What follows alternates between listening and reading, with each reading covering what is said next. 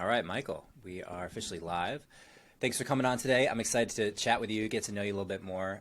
You're working on Gather Voices, which is one of many things you've done in your life. But why don't we start there? Can you give me the origin story? When was the moment that you knew you wanted to start this company? What was that like? Sure. Thanks, Mike. Thanks for having me on your show. The moment really was I was running a digital marketing agency, and I had clients that loved the video work that we were doing, and they would call me and say, "Hey, can you help me record this video of 5 customers in 5 different states?"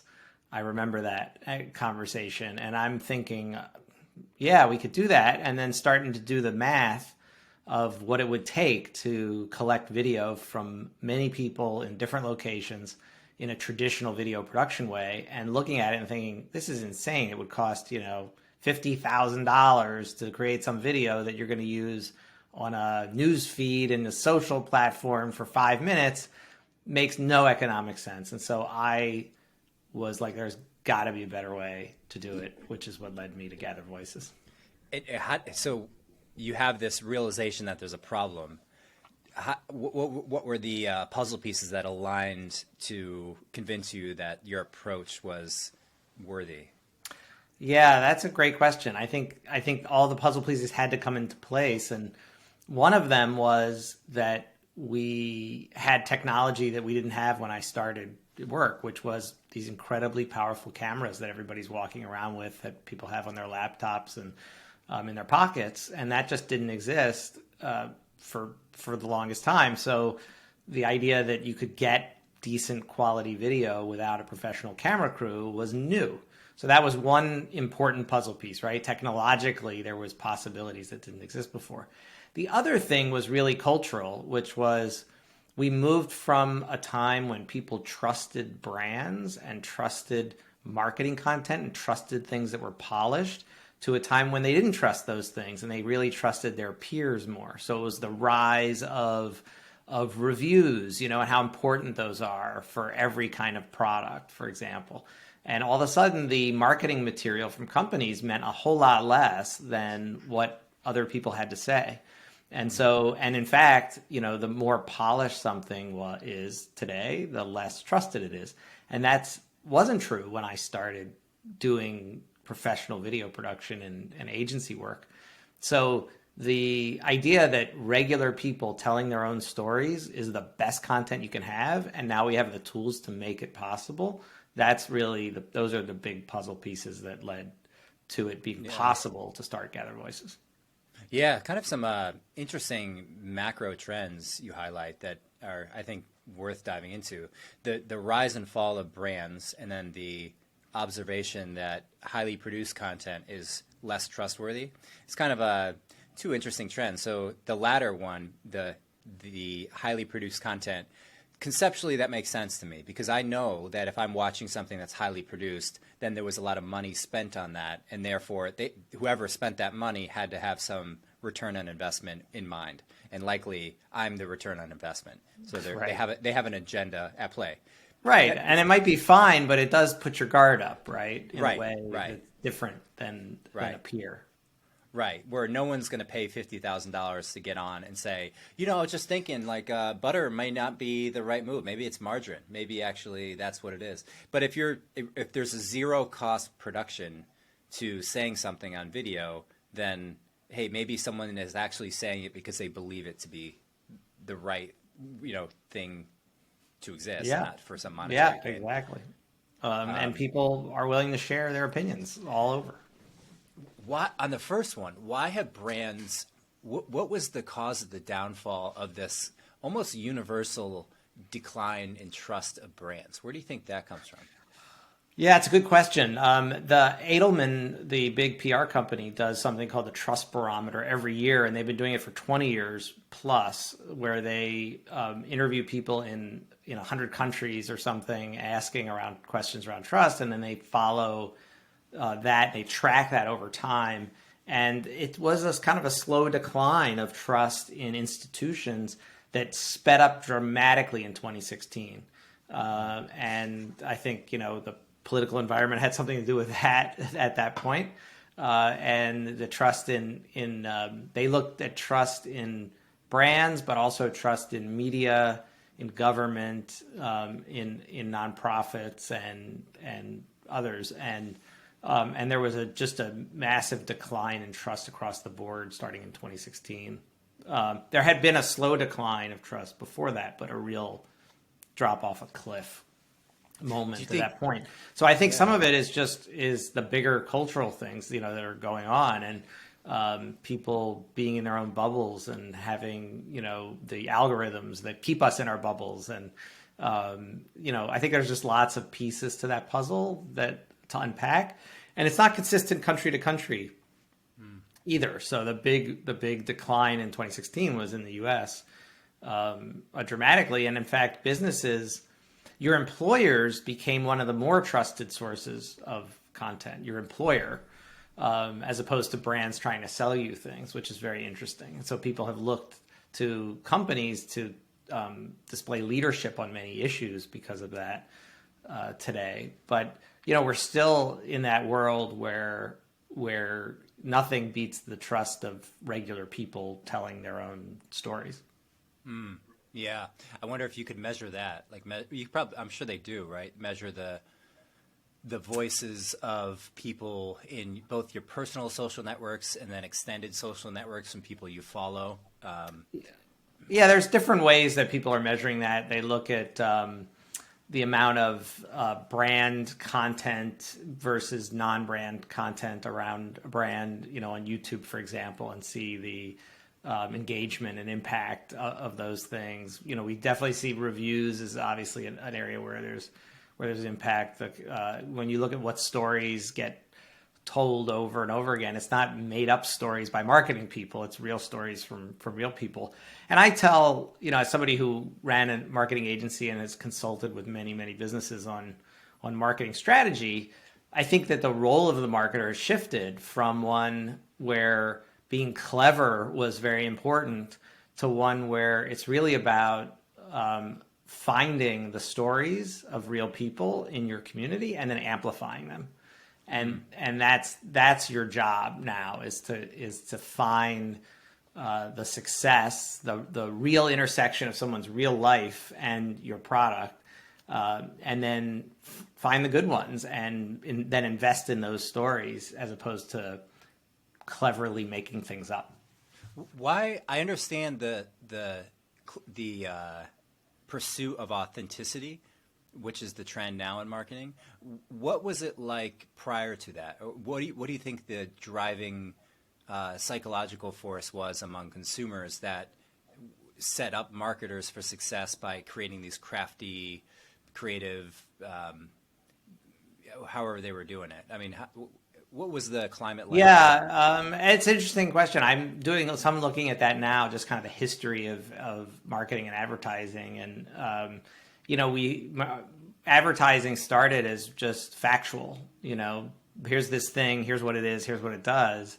And with the rise of radio and television, in the 40s and in the 50s, came this world of advertising, which was new, and the world of marketing, which really was, I think, for the first time, people getting the actors, playing the housewife, who's so upset about something, and I think there was a lot of emotional manipulation going on in these ads that really worked, which is like, you're going to be happy if your floor is really clean with this thing, and I think people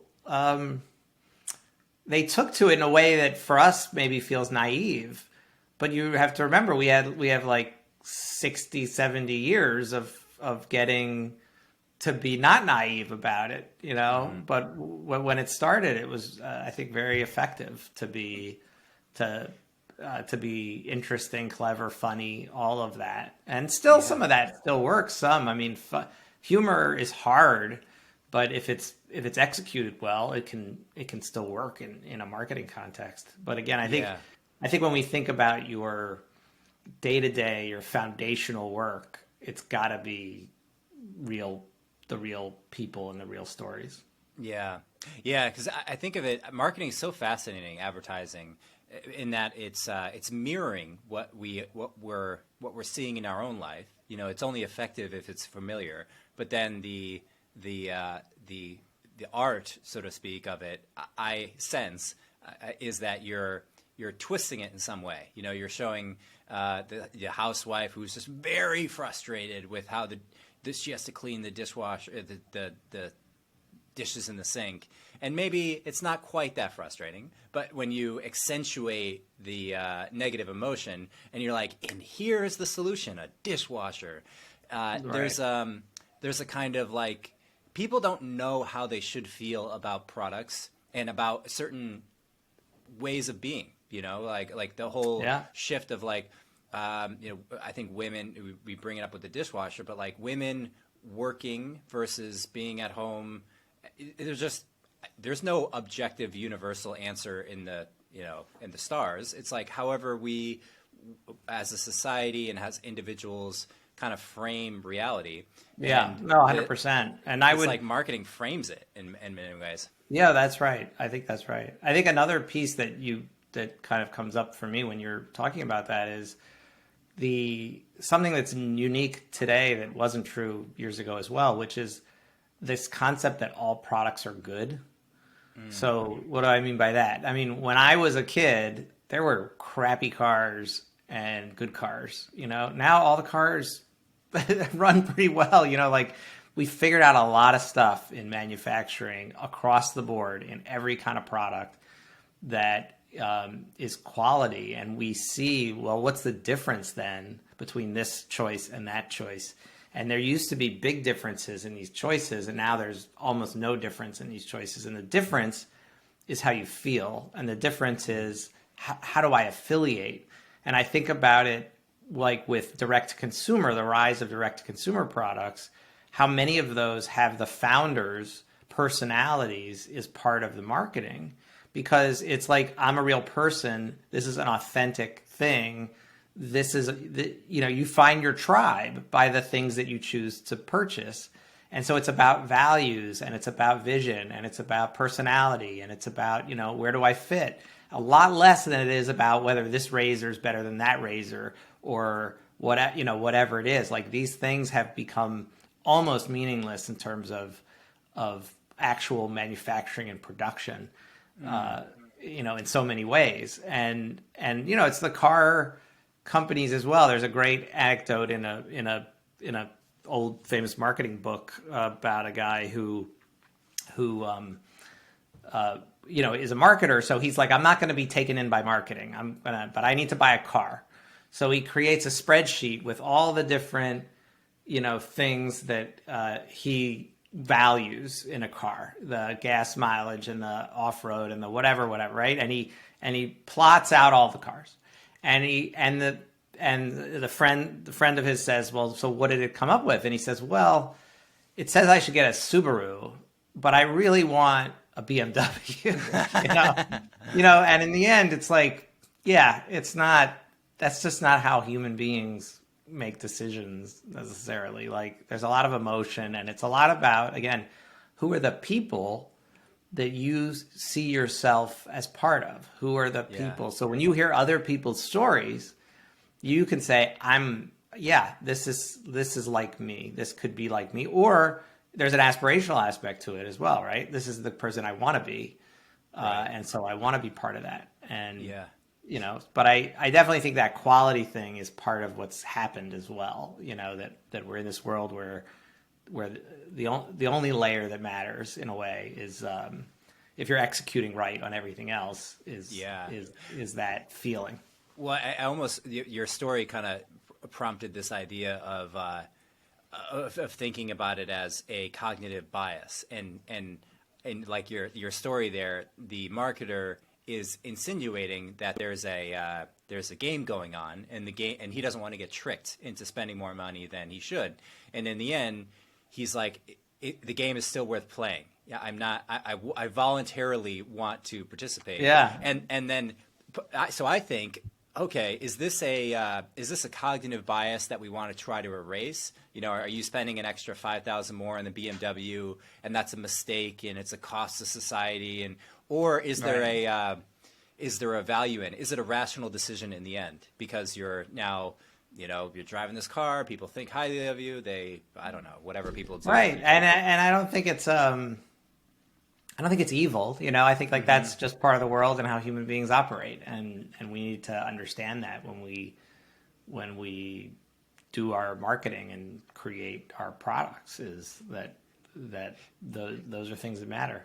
Yeah, and people are increasingly conscious about other things. I think you bring it up, you know, implicitly, that things like the planet matter, and people are starting to make decisions based on those things. I want to buy organic food. I want to have less packaging. I want to, you know, I need to align my values with my spending, and I think that's something that we're seeing get some traction. I think that's true when people are above a certain. It's almost like the Maslow's hierarchy of needs. Like if you have a place to sleep and things to eat and you know, ways to get around when you need to get around, then you can think about the planet. Then you could think about higher level, farther out things, and that tends to be, you know, the case in the U.S. and in countries and societies where people are like collectively becoming more prosperous, which is, it's kind of an interesting observation if you frame it that way. Because now it's like, now no one cares about a car. Like I can tell you the vast majority of my friends don't really take a lot of pride, at least publicly, in the car they drive. Or they're not, certainly people aren't bragging about it in any way. And it seems to be, it's more, we're kind of in some ways beyond that level of Maslow's hierarchy of needs, like transportation, house, clothing. Well, yeah, and all that ownership stuff, right? Ownership, we don't yeah, right. care as much about ownership as we used to. I mean, cars. Again, when I was a kid, I'm what they call a seasoned founder, which just means I'm old. But they, you know, the cars were meant freedom. You know, that's how you had freedom with cars, and that's just not true today because you've got Uber. You know, you don't feel trapped without a car the way that we used to. But it's and it's interesting. So it's interesting for us to play a role in this new world of marketing. And how did you build the product? So conceptually, people are leaving video testimonials and talking about products through Gather Voices, your platform. What's the experience like, or how did you go about building product? Sure. So we realized that, you know, everybody has these powerful cameras, but if you just ask people to create content for you, it doesn't go well. You know, they don't, you know, if I just said, hey, Mike, make me a video, it's like, you don't know what I'm talking about. You're not going to do it the right way. How do you share that video with me? How do how do I know you have decent lighting and sound? How do I get your legal releases? All that stuff. So that's how we came into this and thought, okay, could we build tech that sits between a company and its customers, employees, fans, members, you know, constituents in some way, and let the company create what we call a video request. And a video request kind of bottles up everything you want somebody to make in a video. So talking points, time limits, stuff like that. And when somebody clicks on that link that you send them, the software walks them through making the video that you want from them. It checks their lighting and sound. It gives them a time limit. It shares your talking points. It even has a video introduction that says, thanks for making a video. So it creates some social proof that video is actually really easy to do, and helps activate people to do it. And then it delivers that video right back to the company, where a non-video person, because this was as big of barrier as the front end was, editing is really slow and expensive and complicated. And so there's a whole set of tools for non-video people to be able to add captions, add branding, add a call to action, create a montage, and publish in a whole variety of ways with a few clicks, or even in an automated way without having to call the cavalry every time you want to do a little video or story. And so that's what we did at Gather Voices, and we started really at the agency. I started incubating it within the agency, which was a huge advantage, I would say, for starting a company, because we had agency cash flow that we could invest in this without having to find a way to do it, at the beginning. And having a development team that was super capable to be able to do that. And then once we had an MVP and we were able to shop it around to some customers and stuff and realized this is something people really want, that's when I pulled the trigger, resigned from the agency, and started the new company, Gather Voices. So how far along was it when you resigned? How far did Gather Voices go before you said this is? I think we had our first few $1,000s in revenue, but it was not a sustainable business in any way. But it was something that I knew that you wouldn't be able to get to the point that we're at today without a full-time commitment, to doing that. And I was also lucky that I had friends who were in venture capital and technology, and I was able to take our MVP to those people and say, "What do you think? Is this like?" It's one of those things where it seems so obvious to us that we were like, who else has done this, and where else is it? And the universal response was like, you should be doing this and not the other thing you're doing. So that's really what pushed me to it. And we were very lucky to also have some terrific early investors who came in about a year into it, where they helped fuel the original product market fit work and all of that. And the rest is history, as they say. Yeah. And so you've been working on it for 4 years, raised about 4 years, $2 million is what is listed publicly. Yeah, that's right. And how do you measure traction? Number of videos, or revenue, or customers? Yeah, I mean, the things that matter, obviously, in the investor world are recurring revenues. So, we're on our way to about $2 million in annual recurring revenue today, which is small, but most 96% of companies never get to the $1 million mark, I think. And we're going to grow substantially this year, so we're going to more than double revenue in 2022, which is exciting for us. So, I think I think we have advantages and disadvantages that are the same, which is it's a green field in a way. And so we're not pushing out incumbents. Nobody's in our markets, in our target markets, nobody's seen what we're doing before. And so they're wowed by it. And at the same time, they don't have a budget for this line of budget. It's a new thing. So it's not something like a CRM system or a, basic, it's not AWS or something that everybody knows what it is and what they need and why they need it and have budgeted dollars for it. So it's something that is additive.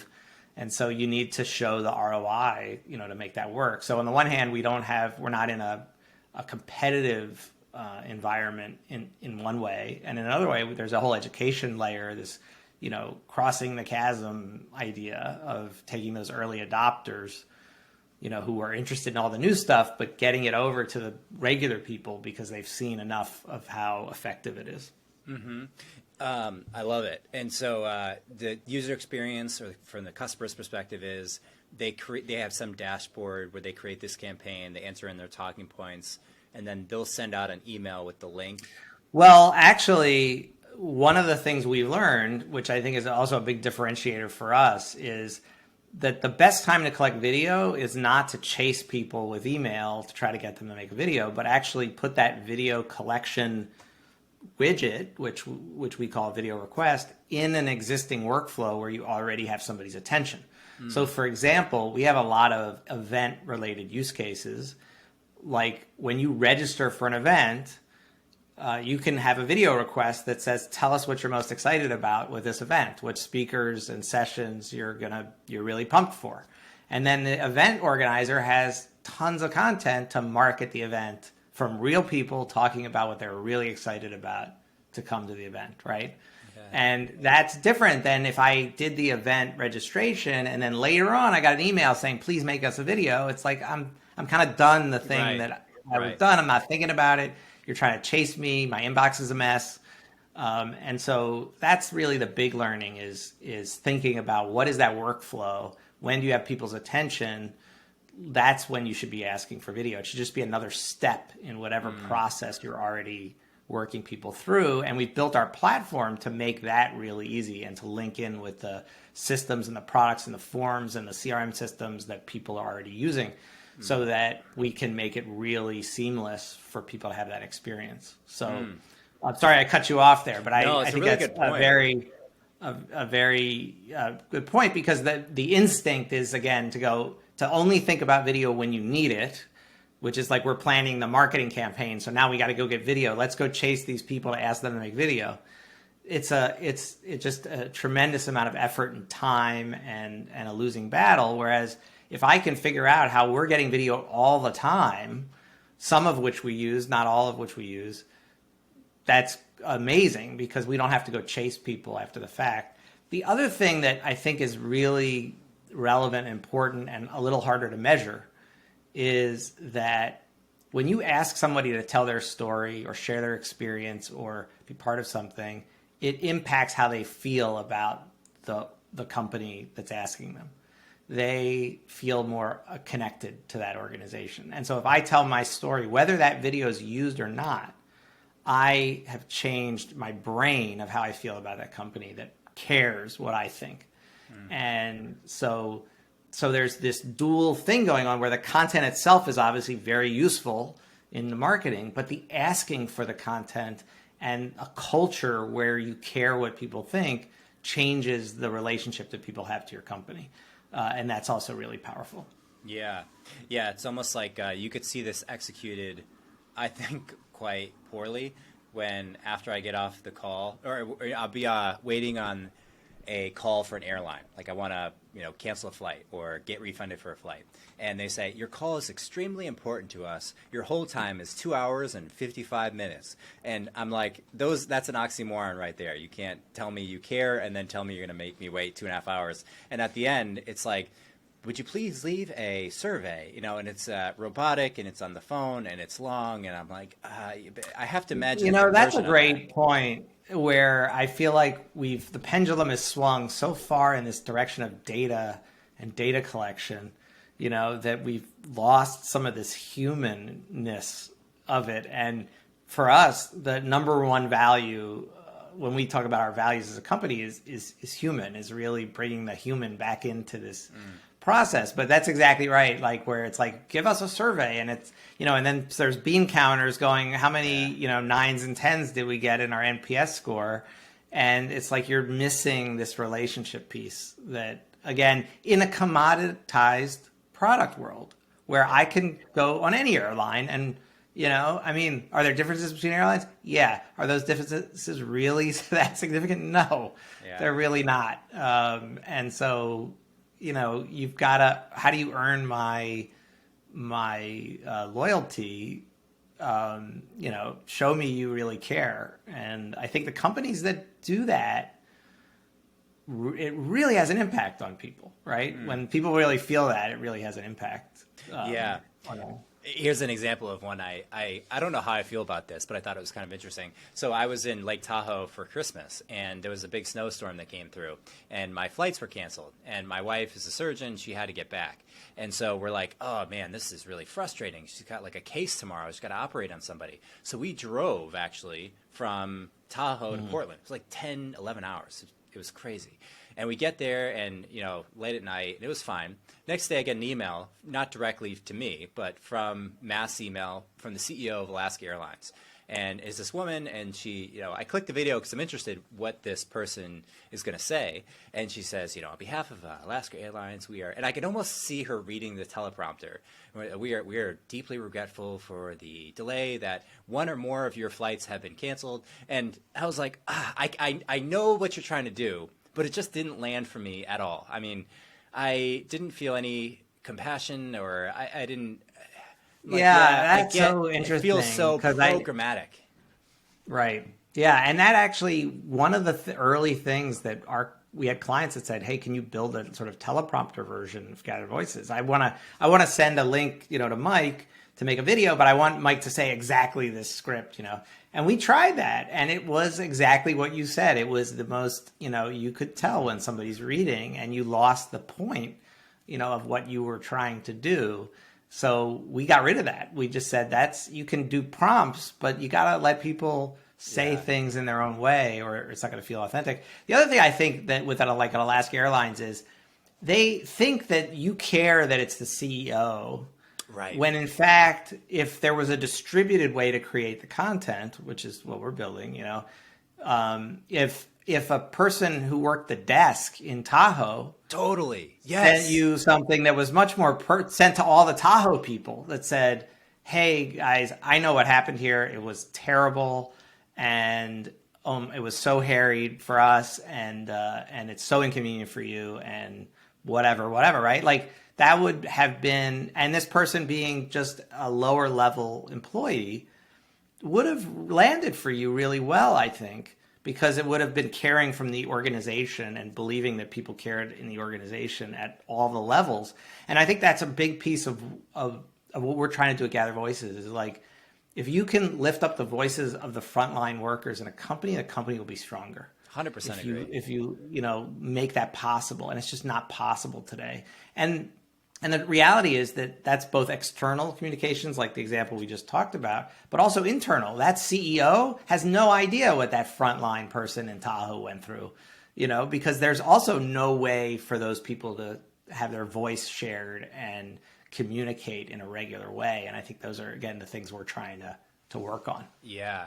I think what you'd be looking for, what I would be looking for is somebody that knew the situation, that worked in the company, and then could explain the situation and say, well, we decided to cancel this flight because it wasn't snowing here, but it was snowing at your destination, and there's some, like, they have some algorithm, right? There's some way to explain it this. to us. Explain it, right? Give me a little transparency into the process.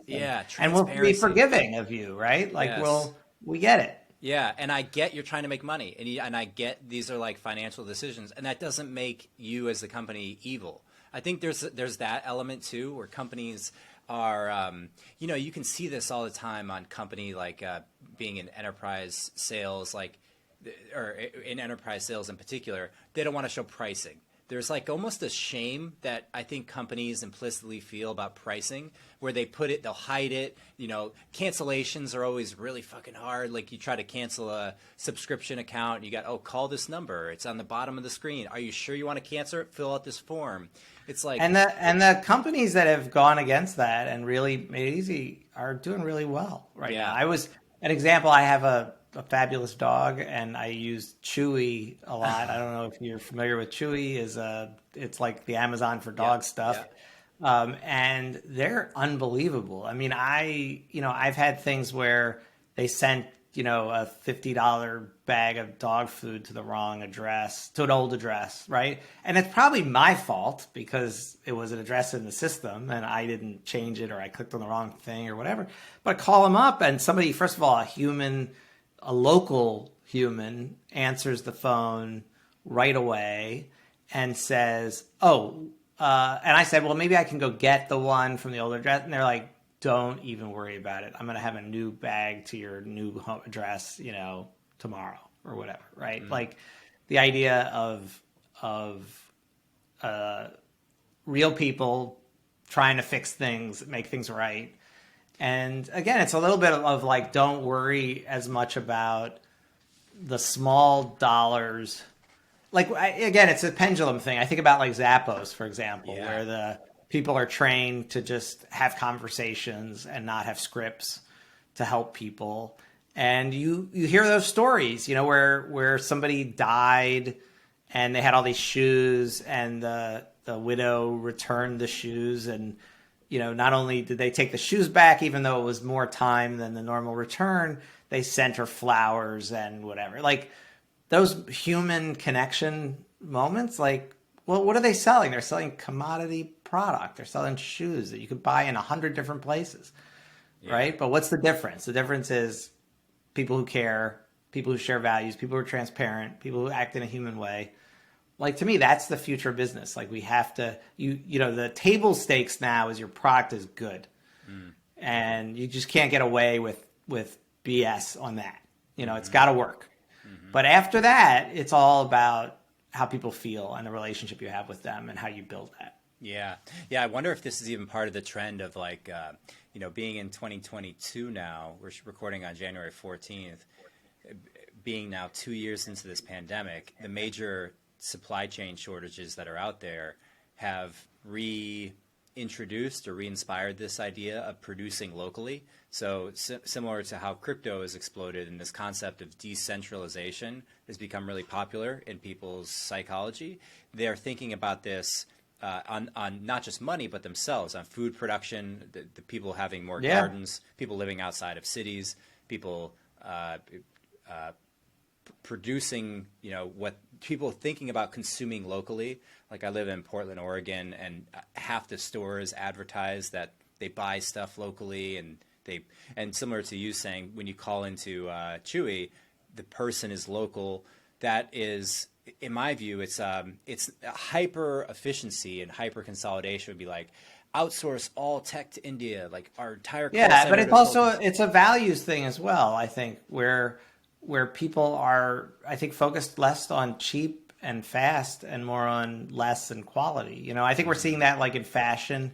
There's been all this huge amounts of waste and environmental impact with fast fashion and buying things that are cheap, and those companies are trying to retool a bit to up quality and change sort of how all of that works. And I definitely see that a lot, where people are thinking about, I don't need this really piece of junk, I just need one thing, it's maybe less, but it lasts longer and it's better made. And that, I think those things go together because there's obviously cost differences still with manufacturing, in China or elsewhere, versus local. But if you're focused, again, if people are willing to pay a little bit more for quality for a lot of different things, then you can pull that off and they'll be happier. Mm-hmm. Yeah. My brother is he started this company called Cameo, which is kind of a similar type of company in that they facilitate communication via video messages to like. Oh, sure. I know Cameo very well. We're a Chicago-based company. And oh, so are Cameo. you? Yeah, they started out of Chicago. Yeah. Yeah. Oh, that's awesome. And I think about them and you both along this, riding the same wave of trust moving from company. It's almost like it's sliding down because people aren't. There's never just a non-biased person pushing out some message.